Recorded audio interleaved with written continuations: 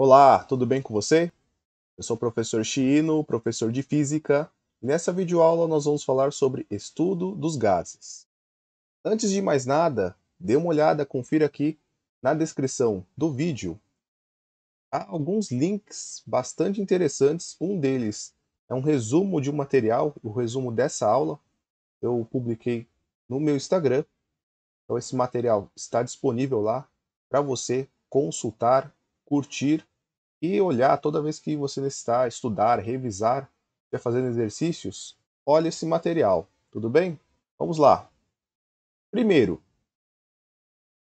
no estudo dos gases, e às vezes pode ocorrer também com seu professor, sua professora de química, usamos um modelo que representa um gás. E esse modelo é comparado com situações e fenômenos que acontecem com um gás real, um gás que existe. Então, oxigênio, gás carbônico, ozônio, e assim por diante. Então tem essa pergunta aqui na tela: o que é um gás ideal? Então, o gás ideal, o nome já dá uma indicação de uma idealização de um modelo. E toda vez que a gente usa um modelo na ciência, na física, na química, na biologia, ele tem algumas considerações importantes e algumas coisas que são desprezadas para facilitar o entendimento desses fenômenos e até mesmo facilitar os cálculos, principalmente levando em consideração que vão aparecer situações, problemas nos seus exercícios de física, nas questões do vestibular, e a ideia é essa.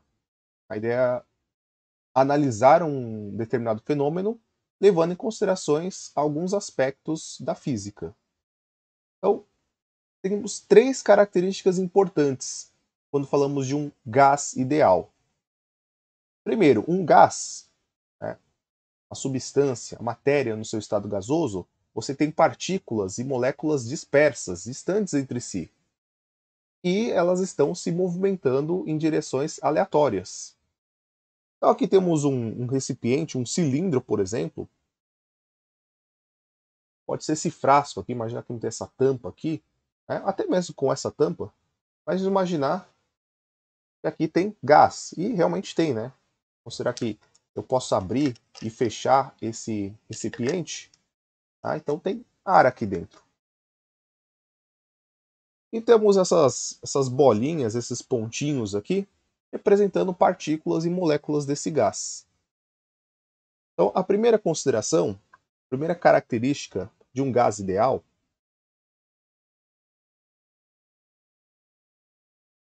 em que vamos considerar que essas partículas e essas moléculas são pontiformes. Nossa, Chino, mas que palavra difícil, nunca ouvi falar nisso. Calma, é fácil. Pontiforme, forma de ponto. Ou seja, cada tipo de molécula tem a sua geometria, tem a sua forma. Então, desprezamos essa forma, essa dimensão, esse tamanho que cada molécula gasosa tem e consideramos que ela é um pontinho minúsculo. Lá na cinemática, por exemplo, utilizamos a ideia de ponto material. Por exemplo, um carro que tem aí, em média, 4, 5 metros de comprimento, percorrendo uma trajetória ao longo de uma estrada que tem vários e vários quilômetros. Então, se compararmos a extensão da estrada, vários e vários quilômetros, com o tamanho do carro, então consideramos que ele é pontiforme. Ele é praticamente um pontinho realizando esse deslocamento. Então, as partículas desse sistema gasoso, desse gás ideal, então, as partículas são pontiformes.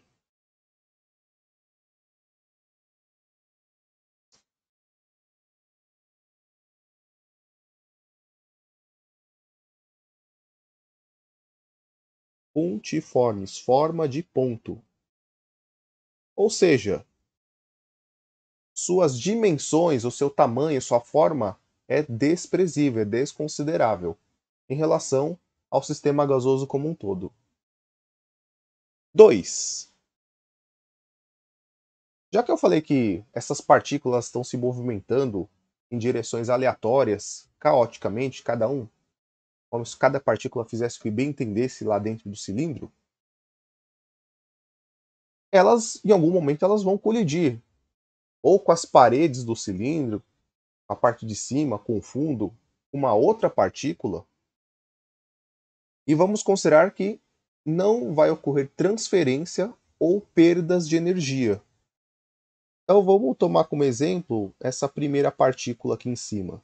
Então ela tem aqui, fazendo aqui uma linha pontilhada, simulando, se a gente pudesse ver o rastro que essa partícula faz.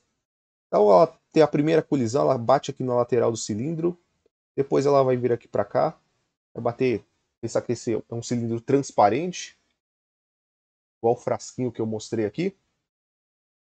Essa partícula bate na parte de cima, muda sua trajetória, depois ela vai colidir aqui com a lateral esquerda do cilindro, e depois vai ricochetear e vai bater no fundo do cilindro e vai ficar causando várias e várias colisões nos limites do cilindro. Pensarmos num outro tipo de situação, cada colisão dessa transfere uma parte da energia. Então a gente vai considerar que as colisões são perfeitamente elásticas. Colisões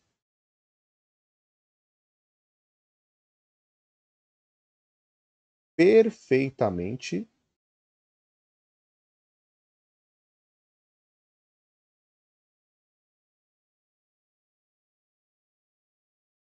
elásticas. Porque essas partículas, elas possuem energia cinética, já que elas estão se movimentando, elas possuem energia cinética, que é a energia de movimento, massa velocidade quadrada sobre 2. E elas também possuem quantidade de movimento ou momento linear, massa vezes velocidade. Quantidade de movimento é a massa vezes velocidade. Então, em colisões do tipo perfeitamente elásticas, não ocorrem perdas de energia. Então temos uma lei de conservação da energia e lei de conservação do momento linear, também chamado de quantidade de movimento. E terceiro, não vai ocorrer nenhum tipo de interação ou reação com esse gás. Então, quando eu digo que não ocorre interação, é interação de partícula com partícula, molécula com molécula. Consequentemente, também não vai ocorrer nenhuma reação do tipo química com esse gás. Além disso, esse gás vai continuar sendo gás. Então a gente sabe, por exemplo, que temos os estados de agregação da matéria: sólido, líquido e gasoso. Então, a depender da temperatura e da pressão, eu consigo modificar o estado físico da matéria. Então, num gás ideal, ele vai continuar sendo um gás. Então, esse gás, por exemplo, ele não vai sofrer condensação, ou sublimação, ou ressublimação. Então, não há interação.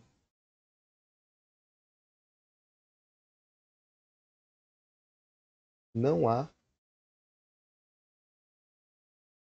interação ou reação dessas partículas e dessas moléculas que formam o nosso gás ideal.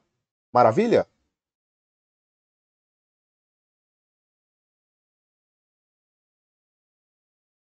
Quando a gente faz o estudo de um gás ideal, nós vamos olhar, temos três características de um gás ideal e também vamos olhar três características, três grandezas físicas que são chamadas variáveis de estado.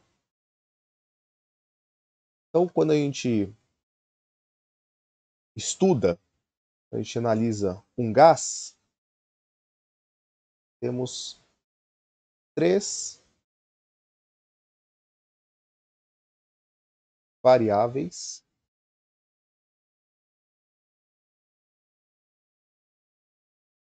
de estado.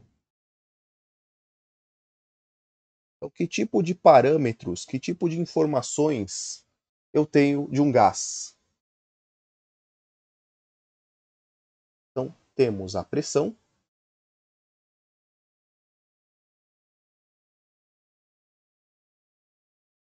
temos o volume de gases e líquidos não são definidos.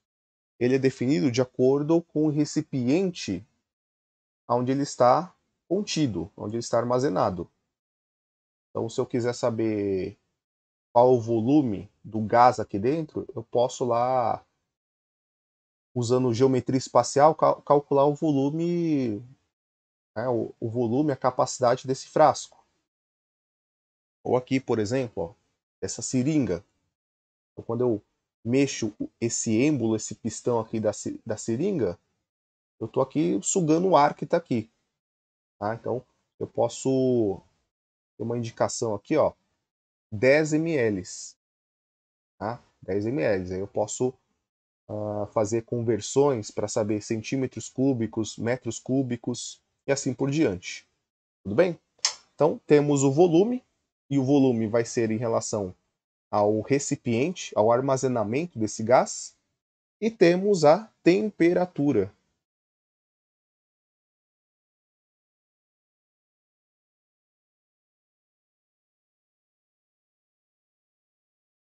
Então, essas são as três variáveis de estado de um gás ideal: pressão, volume e temperatura.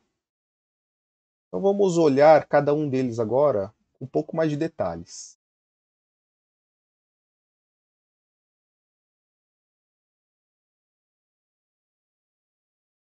Pressão.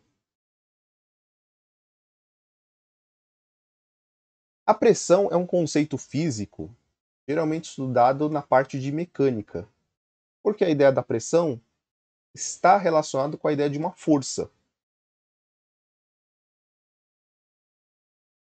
Voltando àquela ideia de que as partículas estão lá dentro do cilindro, se movimentando e de repente colide com a parede lá do cilindro. Então, nessa colisão, temos uma força envolvida. E pensar ali, mesmo que a partícula, vamos considerar que ela seja um pontinho, considerar que ali é uma área. Ela colide, mesmo que seja um pontinho, ela colide em algum lugar. E aí, pensando no conjunto todo de todas as partículas que formam esse gás, né? Então, somando essas pequenas áreas, então temos a ideia de que pressão é a relação da força pela área.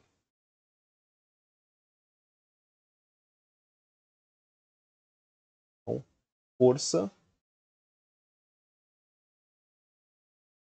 dividido pela área que foi aplicada essa força. Então, temos essa expressão, essa fórmula aqui, ó, P F sobre A. Vou escrever essa fórmula aqui embaixo para a gente colocar as unidades de medida. Então, a pressão é a força dividida pela área. Força. Força, a unidade de medida é o Newton.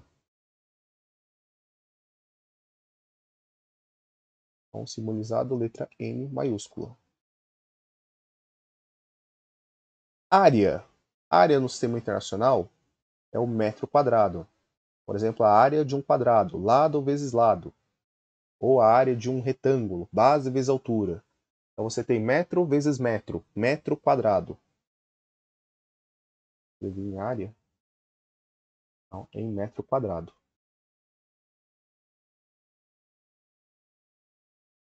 Então, m quadrado. E aqui a gente chega na unidade de pressão. Né? Então, força dividido pela área é o Newton por metro quadrado. Então, isso aqui é o que chamamos de Pascal. Então, 1 Newton por metro quadrado é igual a 1 Pascal. Aí, o símbolo aqui é PA. Tanto que existe um trocadilho, uma piada, talvez você nem ache graça disso, que é, por exemplo, Newton estava brincando, né, de esconde-esconde. Bom, e Newton era uma criança bem sagaz, bem inteligente. E aí Newton teve a seguinte ideia. Tá? Newton já estava cansado da brincadeira e ele teve a seguinte ideia. Era a vez dele se esconder, então já cansado um pouco, o que ele fez? Pegou um graveto de madeira e desenhou um quadrado no chão e cada lado tinha 1 metro. Ou seja, ele estava Newton sobre metro quadrado. Quando encontraram Newton, bati. Aí Newton falou: não, não, não, não. Não sou o Newton. Mas como não? Você está aqui parado na minha frente? Eu sou o Pascal. Porque Pascal é o Newton por metro quadrado. Ajuda, às vezes ajuda a lembrar. Tá? Então Pascal é o Newton por metro quadrado. Então pensa lá no Newton, desenhou um quadrado de 1 metro de lado, então metro quadrado. Newton pelo metro quadrado. Tá? Tem algumas outras unidades de medida, outras que são relacionadas também à pressão. Então, pressão também está relacionada com a pressão atmosférica. Então, tem algumas outras unidades de medida, por exemplo, é o ATM, uma atmosfera.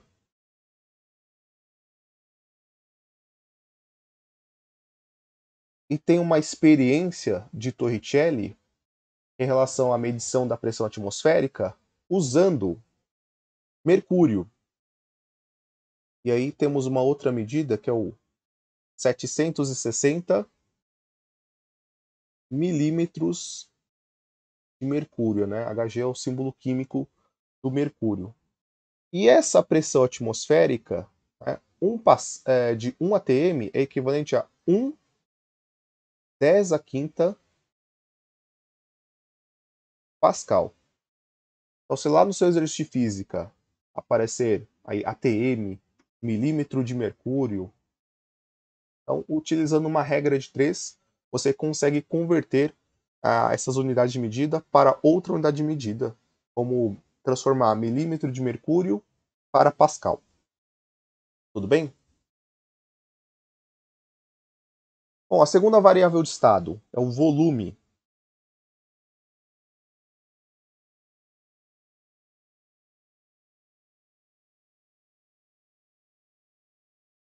A ideia de volume, como eu falei, é o quanto o gás, o volume é equivalente ao espaço, ao volume desse recipiente. Então, um gás ocupa todo esse espaço aqui. Tá? Então, se eu venho aqui e comprimo um pouco, vou colocar aqui no 5. Eu tenho metade desse volume. Aí o gás aqui está ocupando esse espaço aqui de 5, nesse caso aqui da seringa, 5 ml. Tá? Então, o volume de um gás ele é definido pelo recipiente onde ele está. Ele vai ocupar todo esse espaço desse recipiente. O volume ele é em metro cúbico. E é importante lembrar ou saber que 1 metro cúbico é equivalente a 1000 litros. Também em muitos exercícios aparece essa comparação dessas unidades de medida, metro cúbico e litro. E saber então que 1 litro é o famoso, ou nem tanto, 1000 ml, 1 mililitro. E que a gente também pode usar uma base de 10, uma notação científica, né? Então, 1 mililitro, 1 vezes 10 a menos 3 litro. Então, fique atento quando aparecer essa relação metro cúbico e litro. 1 metro cúbico, 1000 litros. Pensa no seguinte, se eu montar uma caixa, um aquário, né, uma caixa, um cubo, ele vai ter 1 metro de largura, 1 metro de lateral e 1 metro de altura. Então, se eu montar essa caixa aqui, fazer um rascunho bem rápido aqui no cantinho, ó.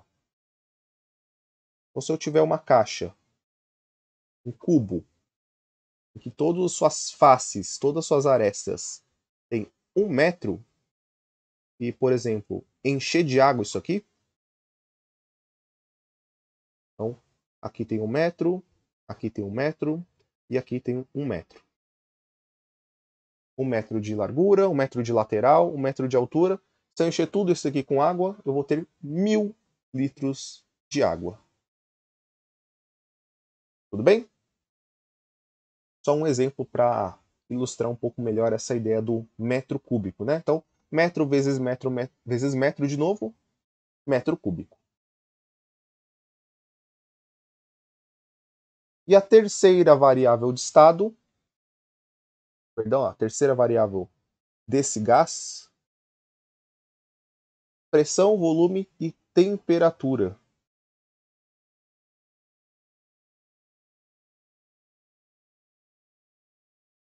Aqui no canal tem uma aula gravada. Nessa aula, não é tão específico sobre temperatura e escalas termométricas. É uma aula de calorimetria. Mas para falar de calorimetria, tem que ter algumas noções de temperatura. Vou deixar depois o link e também um card para poder assistir essa aula e resgatar um pouquinho, ter uma ideia da temperatura. Temperatura. Já que o gás também é um tipo de matéria, então ele é formado de átomos e moléculas, que a gente está chamando aqui na aula de partículas. E a temperatura mede a agitação, a movimentação dessas partículas. Quanto mais movimentação, maior a temperatura. Quanto menos agitação, menor a temperatura desse gás. E, como falamos lá, a pressão, Newton por metro quadrado, unidade do sistema internacional. Volume, metro cúbico, sistema internacional. Temperatura, muita atenção. Lá na calorimetria, usualmente, aplicamos a temperatura em graus Celsius, nos exercícios, nas fórmulas. Aqui no estudo dos gases, precisa utilizar Kelvin, escala Kelvin. A escala Kelvin é adotada no sistema internacional. Então, a temperatura aqui, ela é em Kelvin. Lembrando que Kelvin também não tem indicação de grau. A gente fala 300 Kelvin, 100 Kelvin, 0 Kelvin, que é o zero absoluto, a menor temperatura possível. E aí vale lembrar que para converter de Celsius para Kelvin, temos essa relação aqui, ó. Então, a temperatura Kelvin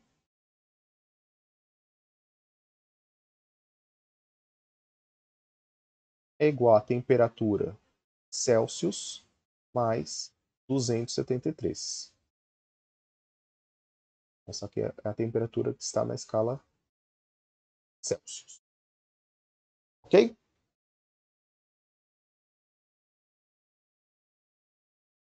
Bom, agora vamos falar de alguns fenômenos que vão acontecer nesses gases. São as transformações gasosas.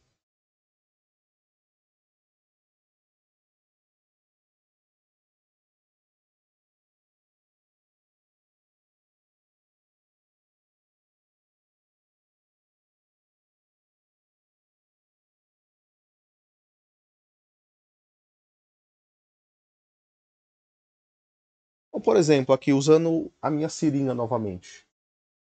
Eu posso, diferente de um líquido, se eu encher essa seringa com um líquido e tampar aqui a saída dela, eu posso fazer muita força e o líquido ele tem uma capacidade de compressão muito, muito pequena. Então, eu praticamente não consigo comprimir um líquido, diferente de um gás. Então, eu aspiro aqui, mesmo que eu tampar aqui e fazer, eu consigo descer aqui esse êmbolo aqui, ó. Até que se eu chegar perto do microfone aqui, dá até para ouvir o barulho quando eu tirar esse dedo aqui, consegue o barulho da pressão que esse gás faz. Novamente. Então, um gás, né, eu posso expandir esse gás. Então, quando eu puxo aqui o êmbolo da seringa, está ocorrendo aqui um aumento desse volume. Se eu apertar aqui o êmbolo dessa seringa, eu estou comprimindo esse gás. Eu posso esquentar esse gás, posso esfriar esse gás. Então, Isso que eu comentei são alguns exemplos de transformações gasosas. E a gente vai olhar essas transformações gasosas exatamente utilizando as variáveis pressão, volume e temperatura.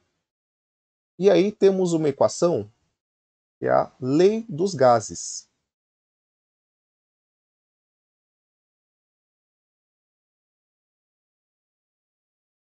Lei dos gases.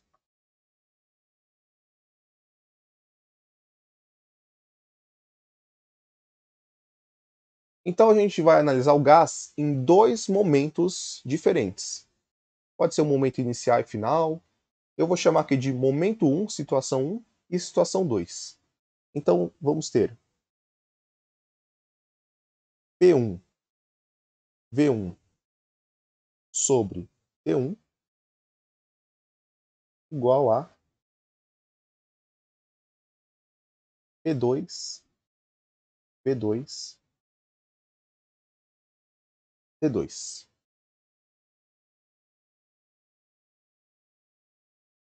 Então aqui vamos falar que essa é uma situação 1 ou uma situação inicial.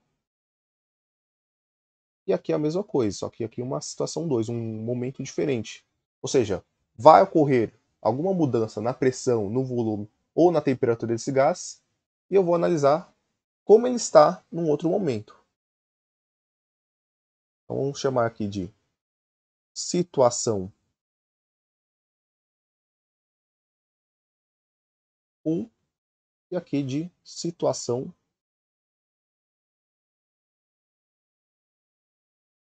2. E aí vamos ter três transformações importantes num gás.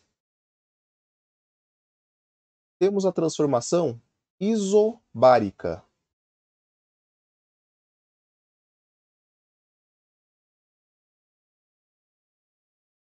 Iso. Iso significa igual. E essa palavra bárica está relacionada com pressão. Então, pressão igual. Eu estou comparando dois momentos, duas situações desse gás, então eu falo que pressão 1 é igual a pressão 2. Pressão é constante. Então, na transformação isobárica, então, a pressão é constante.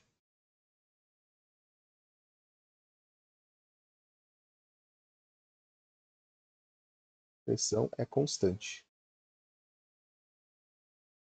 Ou seja, P1 igual a P2, que é igual a uma constante. Se eu pensar nessa fórmula aqui, P1, V1, T1, P2, V2, T2, se essas duas grandezas, se essas duas variáveis do gás são constantes, então eu consigo fazer isso aqui, ó. Vamos escrever a fórmula, P1, P1, T1 igual a P2, P2, T2. Se elas são constantes, elas são iguais. E aí digamos que tem uma fórmula mais simples que é V1 sobre T1 igual a V2 sobre T2.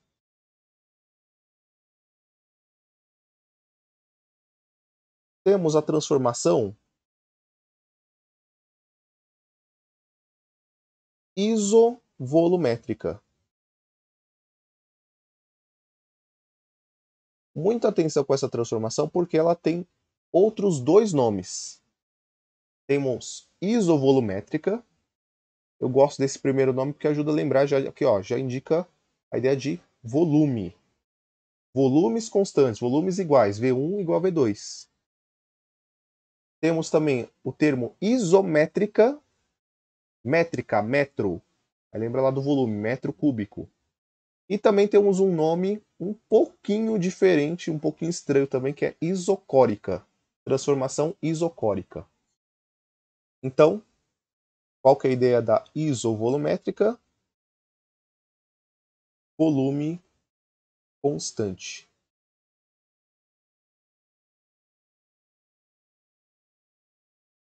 Então, se o volume é constante, V1 igual a V2. volume da situação 1 é igual ao volume da situação 2. Então, o que acontece com a nossa lei dos gases? P1, V1 dividido pela temperatura 1 igual a P2, V2, T2. Se elas são constantes, igual a gente fez na transformação isobárica, então eu posso remover esse termo aqui, ficando só com P1 sobre T1, P2 sobre T2, pressão sobre temperatura. E para terminarmos aqui, a terceira transformação é a transformação isotérmica. Essa também é fácil de lembrar. Isobárica, pressão. Isovolumétrica, volume. E aí a terceira variável do gás, né? Então pressão, volume e temperatura. Isotérmica. Temperaturas iguais. T1 igual a T2.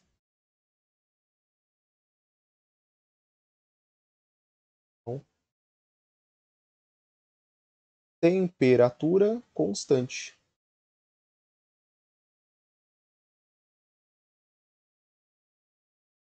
Então, vamos escrever aqui. T1 igual a T2. Então, o que acontece com a nossa fórmula, com a nossa equação, lei dos gases? P1 vezes V1 sobre temperatura 1 igual P2, P2 sobre temperatura 2. Os termos que são constantes, que são iguais, podemos... É o famoso cortar, né? Ficamos aqui com pressão vezes volume 1 igual pressão vezes volume 2. Ok? Agradeço por sua atenção, por sua dedicação. Essa aula ficou um pouquinho longa, tá? Mas espero que isso te ajude. Tá? Estou bem motivado a continuar publicando, produzindo material aqui no canal, produzindo também resumos lá no meu Instagram. Como falei lá no começo, leia a descrição, na própria descrição já tem um resumo do que eu falo. Essa parte tem bastante coisas conceituais, coisas teóricas. De repente, reveja essa aula. De verdade mesmo, espero que isso te ajude muito nos seus estudos. Para quem também está na saga, na luta, estudando para o vestibular, que também isso te ajude muito. Tudo bem? Vou ficando por aqui. Vou produzir mais material. Vai acompanhando meu canal. E agradeço sua participação, sua atenção.